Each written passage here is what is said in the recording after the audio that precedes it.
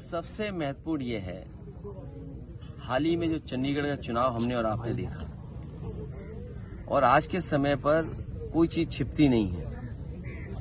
वो बाकायदा video viral है जिसमें आरोप ये लगा है कि वोट उनके सामने जो डाले गए थे उन वोटों को खराब करने का काम भी अधिकारियों ने किया। हमने आपने उत्तर प्रदेश का चुनाव देखा था, किस तरीके से बेईमानी भारतीय जनता पार्टी ने की, और अगर बेईमानी इस स्तर पर होगी तो लोकतंत्र कहां सुरक्षित है। जो आज मेयर का चुनाव जीतने के लिए ये तरीका अपना रहे हैं, इससे पहले उत्तर प्रदेश में जितने भी चुनाव हुए उन सभी चुनाव में भारतीय जनता पार्टी ने बड़े पैमाने पर बेईमानी की। 2022 का चुनाव जनता ने समाजवादियों को जिताया था, लेकिन बेईमानी करके परिणाम उन्होंने अपने पक्ष में कर लिया। इसलिए हमारा आपके माध्यम से जनता से अपील है कि लोकतंत्र बचाने का चुनाव 2024 का है। बाबा साहब भीमराव अम्बेडकर जी ने जो संविधान दिया, संविधान बचाने का चुनाव है। अपना और आने वाली पीढ़ी के भविष्य को बचाने का चुनाव है, और जो अधिकारों को छीनने का काम हो रहा है, आज किसी संस्था में जो संविधान हमें हक और सम्मान देता है उस हिसाब से सम्मान किसी को नहीं मिल रहा। इसलिए आने वाले समय में पीडीए ही एनडीए को हराएगा, पीडीए ही भारतीय जनता पार्टी का सफाया करेगा। आपने पहले चिंता कोई नहीं करे कौन कहां से कौन सा प्रत्याशी उतरेगा। ये भारतीय जनता पार्टी का सबसे बड़ा खतरनाक परिवार है। निगाहें तो आपके ऊपर टिकी हुई है। भारतीय जनता पार्टी निगाहें तो आपके ऊपर टिकी हुई है। भारतीय जनता पार्टी का सबसे खतरनाक परिवार है। उस परिवार की वो चर्चा ही नहीं करते। जो सबसे ज्यादा नफरत फैला रहा है परिवार, जो सबसे ज्यादा हमारी संस्कृति को खराब करने का काम कर रहा है। हमारे देश की संस्कृति रही है मिलजुल करके रहने की, मेल मिलाप की संस्कृति है, भाईचारे की संस्कृति है। हमारा समाज एक गुलदस्ते की तरह है। उस समाज को सबसे ज्यादा बांटने का काम भारतीय जनता पार्टी का परिवार कर रहा है। निगाहें केवल आपके ऊपर। ये कोई नई बात नहीं आत्मदाह की। अधिकारी लूट रहे हैं। अभी बड़ा अच्छा लगा कि मुख्यमंत्री जी ने ये स्वीकार किया कि गोरखपुर में बहुत भूमाफिया आ गए हैं। अगर आपने अखबार ध्यान से पढ़ा होगा तो आपने पढ़ा होगा कि मुख्यमंत्री जी खुद स्वीकार कर रहे हैं कि गोरखपुर में भूमाफिया आ गए हैं। तो जो भूमाफिया हैं भारतीय जनता पार्टी में बहुत पनप रहे हैं। कोई जिला नहीं बचा जहां पर भारतीय जनता पार्टी के बड़े पैमाने पर भूमाफिया काम न कर रहे हों।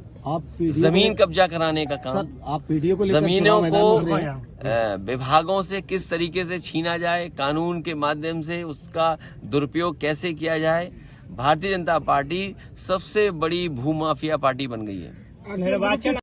मैं अधिवक्ता और देश के तमाम नागरिकों को और उसके पक्ष में जो लोग हैं जो ये चाहते हैं कि दुनिया में जिस तरीके से वोटिंग हो रही है, अगर हमने आपने जो विकसित भारत का सपना दिखाने का काम किया और देखा हम लोगों ने किस तरह कार्यक्रम चला, विकसित भारत अगर आप बनाना चाहते हैं तो विकसित देशों की हम कुछ नकल करें।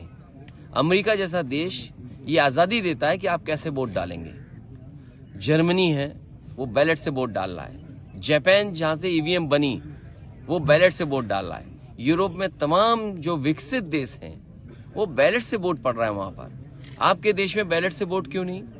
ये लड़ाई लंबी है, 2024 के बाद भी चलेगी।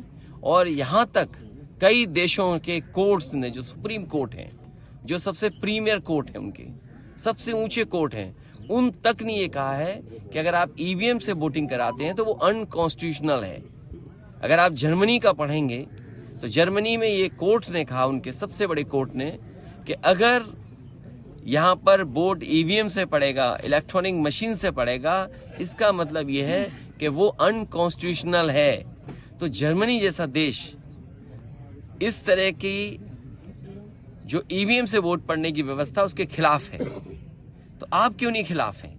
ये लड़ाई लंबी है।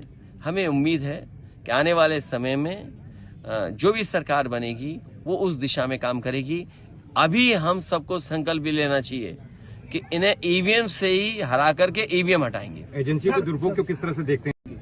ये कार्यवाहक कानून व्यवस्था है, इसीलिए जो जीरो टॉलरेंस का नारा देते थे, कानून व्यवस्था जीरो हो गई है। कानून व्यवस्था जीरो है। जो लोग नारा देते जीरो टॉलरेंस, इनका जीरो टॉलरेंस ही जीरो हो गया। आप देखिए, महिलाएं के ऊपर सबसे ज्यादा अपराध है।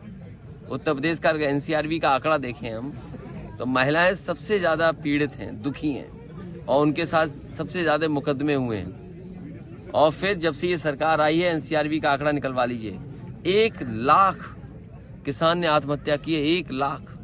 क्या आप कल्पना कर सकते हैं कि जब से दिल्ली में बीजेपी की सरकार आई तो 1 लाख किसानों ने आत्महत्या कर ली। ये लोग आय दोगुनी कर रहे थे। किस किसान की आय दोगुनी हो गई? जो मंडी बन रही थी, मंडी आधी अधूरी रोक दी गई। जो सामान किसान खरीदा उसमें जीएसटी कितना ले रही है सरकार? बिजली का बिल कितना महंगा है? किसी अस्पताल में इलाज नहीं मिल रहा, दवाई नहीं है। कह रहे हैं हमारी गारंटी है इलाज की, 80 करोड़ लोगों को गारंटी है।